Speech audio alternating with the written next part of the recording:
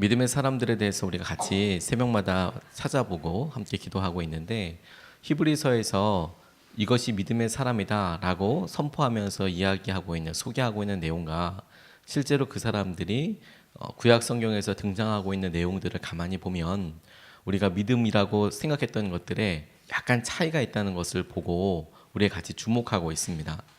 오늘 본문 말씀에서 믿음의 사람인 기드온에 대해서 이야기할 때 히브리서에서 그는 믿음의 사람이었고 그를 통해서 하나님이 일어났다는 것을 이름으로만 등장하고 있지만, 그런데 그가 실제로 활동했던 사사기 시대의 일들을 적어놓은 사사기를 보면 사사기에 그가 하나님을 만났을 때와 그리고 그가 하나님의 명령대로 순종하여 하나님께서 그때 이스라엘 백성들에게 이루고자 하시는 일을 이루셨을 때의 모습을 보면 이게 온전히 믿음의 사람일까? 그러니까 우리가 생각하고 있는 믿음의 사람이라고 이야기하면 가지고 있는 마음의 담대함과 그리고 마음의 어떤 모습들이 우리가 기대하는 것과는 약간 다른 부분이 있다는 것을 깨닫게 되었습니다.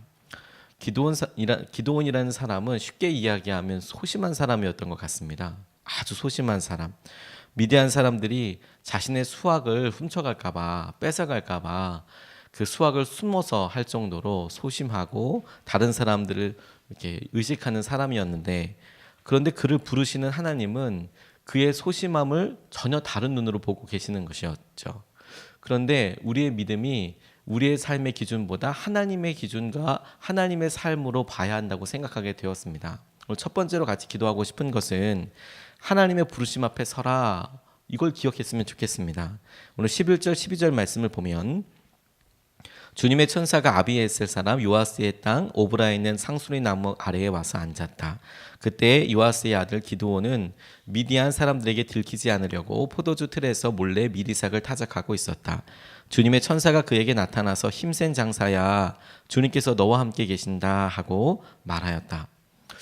하나님께서 기드온을 부르실 때 개역 개정판에는 큰 용사여 여호와께서 너와 함께 하시도다 계시도다 이렇게 이야기하고 있고, 세번역 성경에는 힘센 장사야 이렇게 이야기하고 있습니다. 그런데 힘센 장사라고 부르시는 이 장면을 가만히 보면 미디안이 두려워서 그가 타작하고 있을 때 사람들의 시선과 또 빼앗길 것을 우려하여서 포도주 틀 안에서 곡식을 추수하고 있었습니다.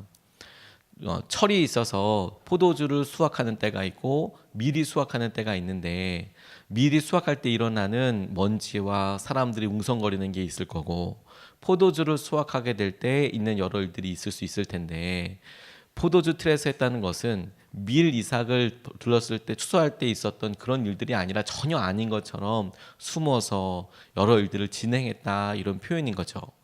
그런데 하나님께서 나타나셔서 야, 넌 진짜 큰 용사다, 너는 힘센 장사다 라고 이야기할 때 그 모습이 말씀 그대로 사람들에게 싸워서 승리를 하고 있을 때나 하나님께서 말씀하시는 말씀에 힘입어서 자기의 용맹함을 드러내고 있을 때나 용기 있게 말씀을 증거하고 있을 때나 우리가 생각하는 믿음의 사람들이 보여주어야 하는 그런 모습의 때일 때 힘센 장사라고 이야기했다면 그렇구나 라고 하게 될 텐데, 저럴 수가 있을까 하는 모습을 가지고 있을 때 나타나셔서 너는 힘센 장사다, 너는 큰 용사다 이렇게 말씀하고 계시는 것이죠. 이것은 제게 마치 하나님께서 우리에게 가장 연약하고 힘든 순간에 나타나서 우리를 불러주시고 이끌어주시는 것과 똑같다라는 생각을 하게 되었습니다. 마치 야곱에게 나타나셔서 넌 이스라엘이다, 그에게 2번이나 나타나셔서 넌 이스라엘이다, 너는 하나님과 무릇 사람들과 싸워서 네가 이겼다. 그런데 그때 야곱의 모습은 완전히 변화되어서 자기의 마음속에 두려움, 염려, 걱정 없는 그런 상태가 아니라 이스라엘이라는 이름을 바꿔도 여전히 마음속에 갈등과 이런 게 있었음에도 불구하고 하나님께서는 너는 이스라엘이다. 시몬이었던 베드로가 예수님을 만나서 넌 베드로다, 그의 고백을 통하여서 너는 반석이다라는 이야기를 들었지만, 여전히 그가 주님과 함께 다니면서 믿음으로 자기의 현 모습을 보여줄 때도 있었지만 연약해서 도망가기도 하고 부인하기도 했던 그때에 여전히 주님은 그를 부르시기를 너는 베드로다, 그의 모습이 반석과도 같이 베드로의 모습이어서가 아니라 여전히 갈대처럼 듣는다는 시몬의 뜻처럼 다른 사람들에게 흔들리는 모습이어도 너는 베드로다 라고 이야기하시는 것이, 우리가 우리의 삶의 연약함을 갖고 있음에도 불구하고 너는 주님의 사람이다, 너는 이런 믿음의 사람이다라고 불러주시는 것과 똑같다고 생각이 들고, 주님이 우리에게 불러주실 때는 우리의 미래의 믿음으로 완성된 모습으로 불러주시는 거구나, 이걸 우리가 붙잡아야 한다고 생각하게 되었습니다. 우리 자신의 모습을 보고 이 모습으로 내가 우리의 어떤 모습을 이야기한다면, 그러면 하나님 끝없이 해결할 수 없는 이런 안타까움과 연약함이 있지만, 그런데 주님께서 우리에게 약속하여 주신 미래를 보고 생각하게 하신다면, 그러면 이것이 은혜이고 감사이겠다. 지금 현재의 우리 모습이 아니라 주님께서 우리를 변화시켜 주실, 주님이 불러주실 모습으로 우리가 우리 자신을 놓고 기도하고 붙잡고 나아가겠구나, 이렇게 붙잡게 되었습니다. 두 번째로 붙잡은 것은 수를 의지하지 않고 하나님을 의지하여야 한다라는 것이죠. 2절 말씀에 보면 내가 거느린 군대의 수가 너무 많다. 이대로는 내가 미디안 사람들을 내가 거느린 군대의 손에 넘겨주지 않겠다. 이스라엘 백성이 나를 제쳐놓고서 제가 힘이 세어서 이긴 줄 알고 스스로 자랑할까 염려된다. 이렇게 이야기하고 있습니다. 사사시대의 전쟁의 방식은 백병전이었습니다. 백병전은 무엇이냐면 1대1로 칼과 그리고 싸움을 하듯이 전쟁을 하는 것을 말합니다.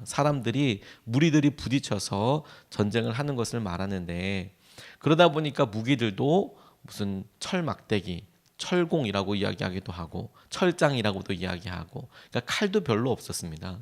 지팡이, 막대기, 돌 이런 걸로 하는데 거의 다 근접적으로 붙어서 몸으로 싸우는 그런 일이었습니다. 전술을 쓸 수 있고 멀리서 화살을 쏠 수 있다든지 그러면 뭐 전술이나 근거리에서 원거리에서 싸울 수 있을 텐데, 그게 아니라 전쟁이라고 하면 무조건 붙어서 싸워야 한다고 생각할 때 전쟁의 승패를 가르는 가장 중요한 기준은 무엇이냐면 얼마나 많이 왔느냐입니다. 얼마나 많이 왔느냐. 손으로 싸워야 하기 때문에. 그러니까 이거는 그냥 단순하게 생각할 문제가 아니라 전쟁에서 몇 명이 쳐들어왔다, 몇 명이 전쟁을 붙었다라는 것은 거의 그것으로 전쟁이 끝난다라고 해도 그럴 만한, 요새나 성을 지키는 것이 아니라면 도저히 가능한 일이 아니었습니다. 오늘 기드온이 미디안과 싸워야 될 곳은 가만히 보니까 골짜기에서 싸운다고 이야기 나와 있는데, 평지하도 같은 곳에서 그렇게 싸울 때 이건 거의 숫자로 끝나게 되는 싸움인 것이죠. 그런데 이미 미디안이 쳐들어왔을 때부터, 그 미디안에 대응해서 이스라엘 군대가 모일 때부터 이미 전쟁은 그런 의미에서 승패가 결정되어 있는 상태였습니다. 13만 5천 명 대 3만 2천 명, 5배가 조금 안 되고 4배보다는 많은 숫자가 모여서 전쟁을 하겠다라고 이야기하는 거죠. 아주 단순하게 계산하면 4대 1로 싸워야 한다는 겁니다. 4대 1로. 지략이 아니라 힘으로 4대 1로 싸워야 한다는 것이죠. 쉽지 않은 일이고 그것 자체가 낙담이 될 수 있겠습니다. 그런데 하나님께서 우리가 잘 알고 있는 대로 그들을 기준에 맞춰서 물러내기 시작하셔서 300명으로 만들어 버리시죠. 그런데 그 이유가 너무너무 중요하다는 생각을 하게 됐습니다. 이것을 너희들이 생각한다면, 네가 승리하고 난다면 너희들에게 힘이 있어서 이렇게 한 줄로 알까봐 그렇다, 자랑할까봐. 제 생각에는 4대 1로 그렇게 싸워서 이겼다고 하더라도 자기들이 잘해서 했다고 생각하기 어려울 것 같은데도 불구하고 하나님께서는 그들의 마음속에 있는 조그마한 것조차도 납득하지 않으시고 허락하지 않으시고 하나님이 그와 함께 하시고 이끌어 주신다라는 것을 주님께서 드러내 주시는 것이죠. 이게 정말 중요하다고 생각하게 되었습니다. 하나님께서 우리를 인도하여 주실 때 우리가 하나님 말고 의지하고 자랑할 수 있는 것들을 주님께서 주목하시고, 주님께서 우리에게 아무것도 없는 것에 대해서 하나님께서 하나님의 방법으로 일어날 수 있는 일에 대해서 이야기하시고 인도하여 주신다라는 것입니다. 어저께 영성일기 세미나가 있었습니다. 이 영성일기란 말을 이제 쓰지 않고 예수 동행일기라는 그런 일기를 쓰고 이름을 바꾸자. 그래서 어제 온누리교회에서 같이 세미나 있었는데 강사로 섬기게 되었습니다. 점심 때서부터 이제 저녁 때까지 세미나를 이렇게 섬기는데 막상 가서 제가 섬겨야 될 분량은 그렇게 길지 않았지만 1시간 반 정도였지만 기다리는 시간이 되게 굉장히 많았습니다. 와서 여기까지 와서 뭘 하고 이렇게 하자라고 이야기한 부분들이 점심시간 전에 이제 가서 준비를 해서 이제 한 저녁 늦게 이제 돌아오게 됐는데 근데 제 마음속에 연약함 한 가지를 보게 됐습니다. 우리가 후원하고 있는 선교사님과 함께 여러 이야기를 나누다가 저희 단기 선교를 준비하러 그리고 전화를 드렸는데 그분이 마침 몇 달 전에 이야기했던 소식을 듣고 이제 다시 물어보게 됐어요. 이번에 등록을 하셔야 되는데 등록은 어떻게 되셨습니까? 이렇게 질문을 하게 됐습니다. 이분이 우리가 섬기고 있는 일본의 치바 혼초 교회에 선교하고 계시는 김남구 선교사님은 아예 일본에 들어가실 때 일본 현지 교회를 섬기기로 결단하고 그렇게 들어가셨거든요. 그래서 한인 교회를 먼저 세우고 일본인들을 전도하는 것과는 많은 방법이 다릅니다. 일본 사람들이 기독교인들이 굉장히 적기도 하지만 사회적인 영향력도 있고 그리고 본인들이 예수님을 믿는 것에 대한 프라이드들도 있고 우리가 고난을 받고 통과했던 부분들이 있기 때문에 그들의 순교의 전통이 있기 때문에 자기들 안에 있는 그런 거룩한 부담감이 있습니다. 그래서 이곳에서 대학도 졸업하시고 대학원도 감신대를 졸업하시고 안수까지 다 받고 그렇게 갔음에도 불구하고 일본 교단에서 대학을 다시 하시라, 대학원을 MD부라는 것을 다시 하시라, 일본 교단에서 그렇게 해야 안수를 다시 주는 것도 아니고 안수는 그대로 받고 다 인정하는데 그런 과목을 4학기나 다시 들으십시오 이렇게 이야기가 됐답니다. 차이점은 대신에 일본 교단에서 그분을 일본에 있는 목사가 없는 교회들로 파송을 하는 것이죠. 좋은 방법이라는 생각이 들어서 기도하고 나아가는데 그 첫 번째 달에 등록해야 될 등록금이 엄청나게 생각했던 것보다 많은 겁니다. 등록금은 작은데 입학금이라고 해야 될까요? 그래서 이 입학금이 한국에 있는 것보다 너무너무 비싼 금액이 되는 것이죠. 그런데 본인이 그걸 놓고 기도해 주십시오 이렇게 이야기하셔서 그렇군요 잊고 있다가 단기 선교를 통화해서 그게 아직까지 채워지지 않았다는 것을 알게 됐습니다. 많은 돈이 채워지지 않아서 어떻게 할 거냐 이제 이야기가 나와서 이제 질문하게 되었습니다. 그리고 운영위원회도 나누고 그런데 제 마음속에 하나님 이분을 어떻게 해야 될지 우리가 섬기고 있는 것 또 우리가 섬기면서 하나님 해야 될 것들에 놓고 기도하는데 관련되어 있는 몇몇 교회들에도 전화 통화를 해보고 섬길 수 있겠습니까? 어떻게 계획하고 계십니까? 근데 그런 계획이 이제 전혀 없는 상태라는 것도 확인하게 됐습니다. 기도하면서 월요일 날 하루 하나님께서 우리 가운데 이 일을 해야 한다면 기도해 주십시오라고 같이 나눴었는데 어저께 이렇게 선교를 가고 어저께 이렇게 강의를 준비하고 그러다가 제 마음속에 연약함이 이렇게 확 드러나는 거예요. 그 연약함이란 무엇이냐면 저도 뭔가를 섬길 수 있었으면 좋겠는데 이런 생각이 계속 들었거든요. 하나님 성도님들한테 기도 이야기를 하고 부탁을 해놓고 저는 그냥 가지는 않았으면 좋겠습니다. 하나님 이런 것들에 대해서 제가 섬기고 싶습니다. 그렇게 생각을 하는데 제게 연약함이 바로 드러나는 거예요. 그게 뭐냐면 강사비를 받을 수도 있겠구나 이런 생각이 제 마음에 들었습니다. 근데 그런 사실 자체도 깨닫지를 못했어요. 그냥 열흘 잘 섬기고 뭐 그렇겠지만 생각을 하고 돌아오다가 제 마음속에 있는 이런 마음이 뭘까라고 솔직하게 질문하다가 주님께서 제 마음속에 있는 걸 쿡 지적하시는 거예요. 그게 어떻게 네가 당연히라고 생각을 하고 네가 어떻게 그런 마음 자체를 품을 수가 있느냐. 너무너무 부끄럽더라고요. 저 자신에서 짜증도 나고 힘들고 그렇게 돌아오고 있는데 하나님께서 주위에 있는 분들을 통해서 하나님의 은혜와 하나님의 계획하심이 어떤지를 이렇게 보여주시더라고요. 몇몇 분들한테 전화가 걸려왔습니다.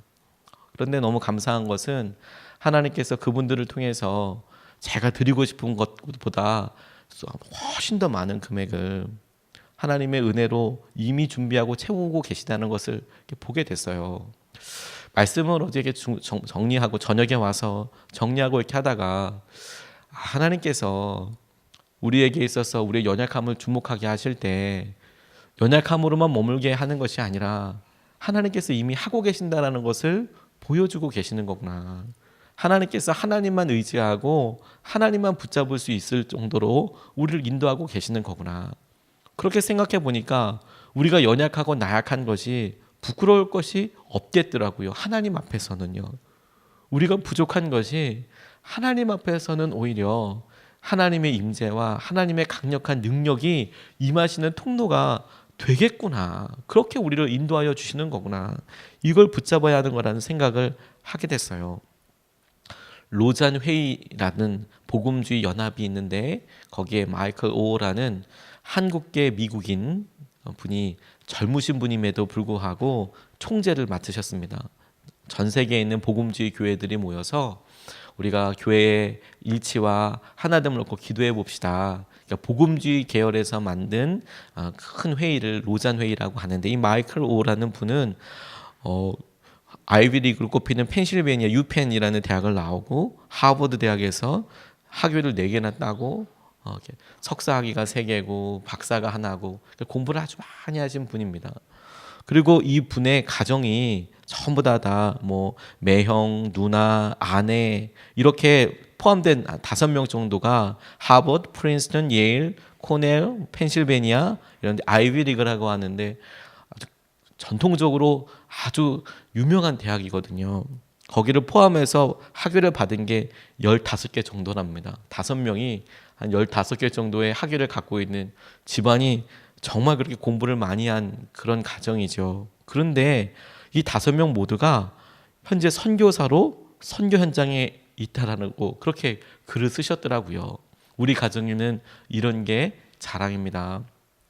많이 배워서 자랑하고 이런 게 아니라 우리 가정에는 그럼에도 불구하고 선교 현장에 있고 주님께서 우리가 잘할 수 있는 곳에 영역에 두시는 것이 아니라 우리의 모습 그대로가 드러나는 영역에 쓰고 계시는 것이 우리 집에는 자랑이고 기쁨입니다.